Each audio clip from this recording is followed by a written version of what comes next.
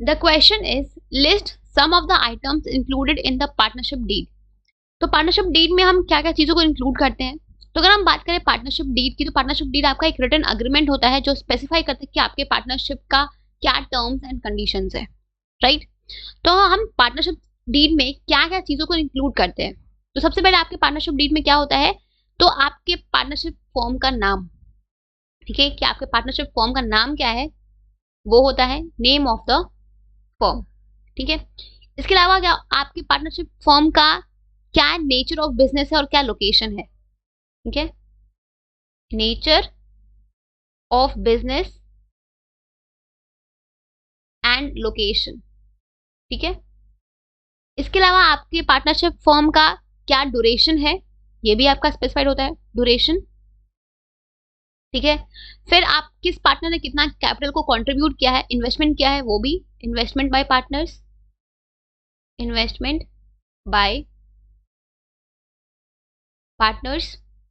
Then comes कि आप अपने बीच में प्रॉफिट एंड लॉसेस को कैसे डिस्ट्रीब्यूट होना है पार्टनर्स के बीच में, इसके बारे में, ठीक है, distribution of profit and loss, distribution of profit and loss, ठीक है। फिर किस पार्टनर को कितनी सैलरी मिलेगी, ये सब चीजें, ठीक है, सैलरीज एंड विद कौन पार्टनर कितना ड्रॉइंग कर सकता है, ठीक है, salaries and withdrawals of partners, ठीक है। फिर आपका पार्टनर का एडमिशन, रिटायरमेंट, ठीक है, आपका एक्सपर्जन कैसे होगा, उसके लिए टर्म्स एंड कंडीशंस, ठीक है, terms for admission, retirement and expulsion, ठीक है।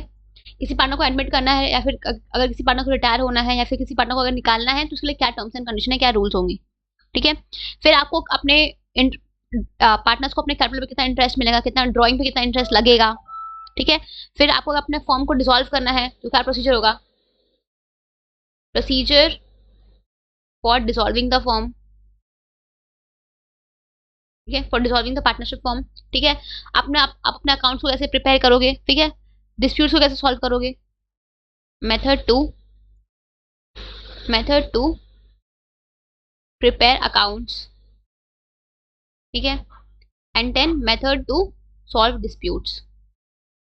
तो ये आपके कुछ पर्टिकुलर्स है जो आपके पार्टनरशिप डीड में होते हैं। तो आप इनमें से कोई भी अराउंड 6 to 7 लिखोगे तो चलेगा, ठीक है, डिपेंड करता है कि कितने मार्क्स का क्वेश्चन आता है, ठीक है।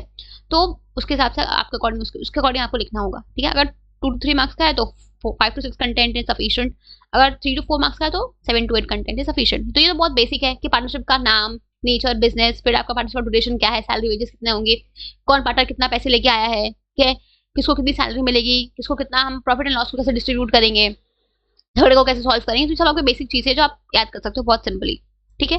तो ये आपके कुछ कंटेंट्स है जो आपके पार्टनरशिप डीड में इंक्लूड होते हैं, ठीक है।